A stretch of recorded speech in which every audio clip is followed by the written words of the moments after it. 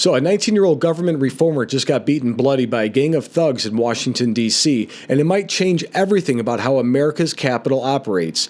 Edward Big Balls Coristine was walking through the Navy Yard when he saw something that would test every ounce of courage he had. Wait until you guys hear what they did to him next, because what happened next has President Trump threatening to take federal control of Washington, D.C., and even Elon Musk is backing the play. This story shows you exactly what's wrong with Democrat-run cities and why real Americans step up when it matters most. So my name is Tom. I'm with the Daily Beltway. I'm also publisher of the Illinois Review and a White House correspondent for the Next News Network. And folks, we are a growing channel, and every like, comment, and subscription helps us bring you the truth the mainstream media will not show you. So hit that subscribe button down below and let's help this thing grow. So, it's rough. So here's what happened Sunday night in Washington, D.C. Edward Coristine, otherwise known as Big Balls, was walking through the Navy Yard when he witnessed something horrific.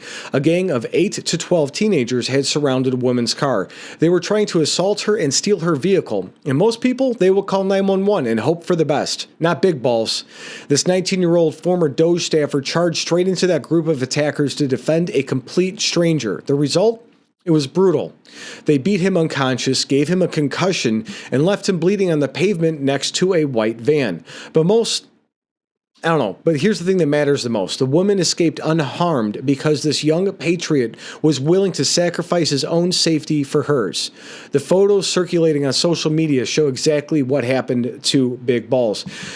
And this is from DK. Not all heroes wear capes. Edward Coristine, an employee of DOGE, who goes by the moniker Big Balls, was beaten up by a group of teenagers in Washington, D.C. Edward stepped in to stop them from harassing a young lady. He apparently wrote the tweet without knowing that she was in the middle of being carjacked.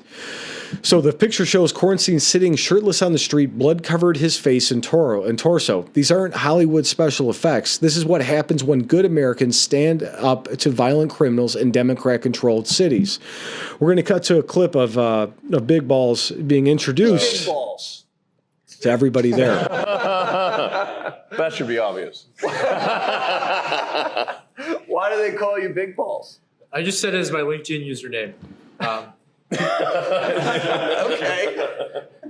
Well, people on LinkedIn take themselves like super seriously, and they're pretty adverse to risk. And I was like, well, I want to be neither of those things.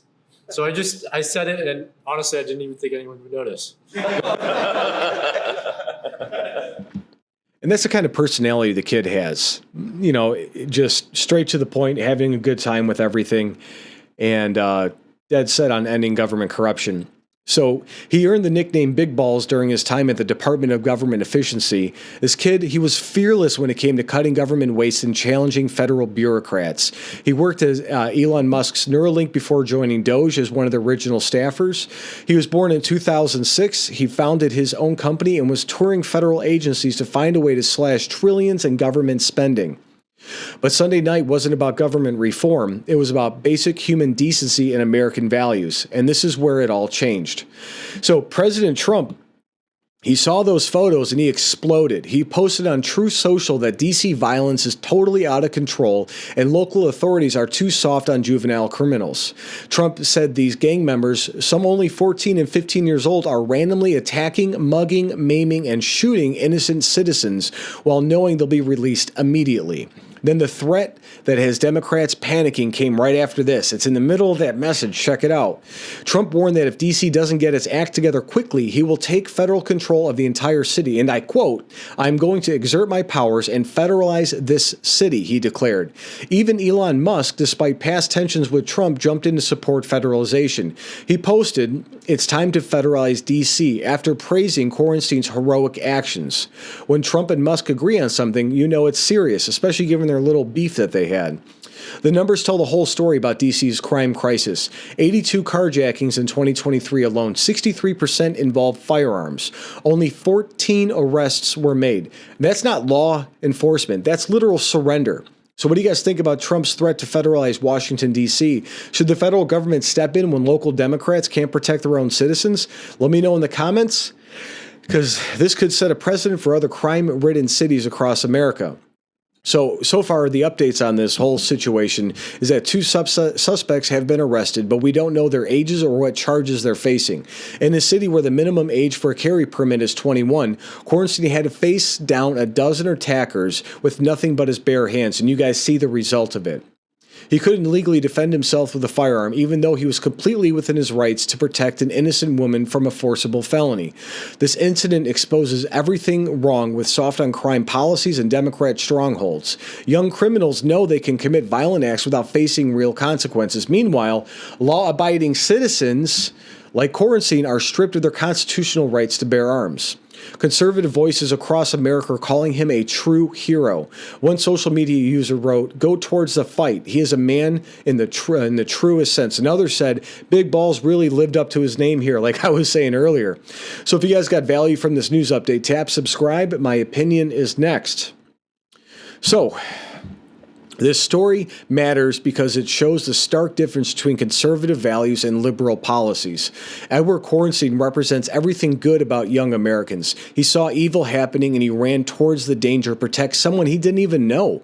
And that's not just heroism, that's the American spirit that's built this republic.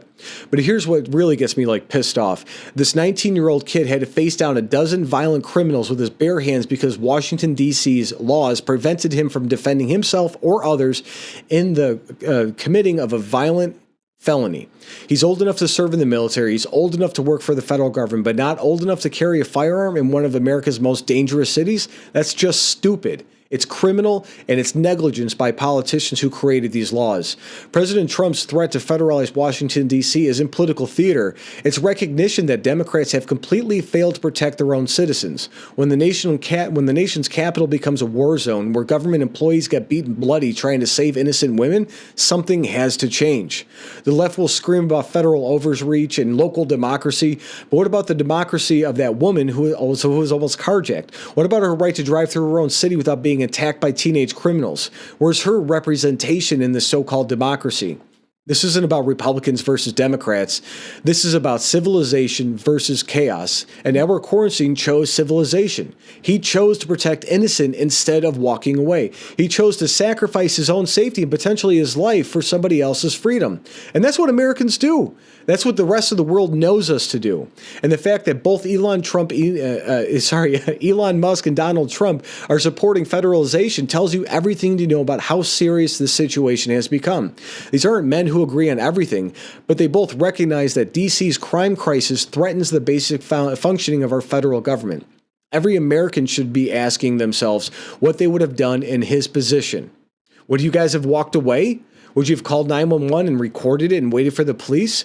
Or would you have done what Big Balls did and charged straight into the fight to defend an innocent person? The answer to that question says everything about who we are as a people and what kind of republic we want to leave our children.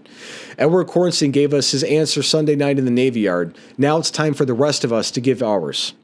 God bless.